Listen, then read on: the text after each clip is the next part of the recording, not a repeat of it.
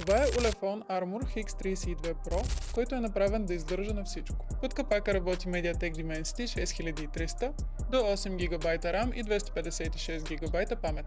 Бърз, стабилен и напълно достатъчен за всички ежедневни приложения и игри. Дисплея е 5,65 инча 90 Hz, плавен и удобен за работа с една ръка. Батерията е 5500 мАч, издържа спокойно цял ден на тежка употреба, а в комплекта имаме 18 вата зарядно за бързо зареждане. Камерите изненадват за този клас. 64 мегапикселова основна, 25 мегапикселова за нощно виждане, виждаш и снимаш в пълен мрак, и 16 мегапикселова селфи камера. В корпуса имаме професионален вграден фенер, който е много по-силен от стандартната светкавица. За здравината се грижат IP68, IP69K и военен сертификат. Издържа на изпускане до 2 метра и може да работи до 30 минути под вода. Armor X32 Pro е за хора, които търсят здравина и практичност.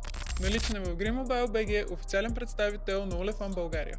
Би ли избрал такъв телефон? Не забравяй да ни напишеш в коментарите и ни последвай за още интересни видеа.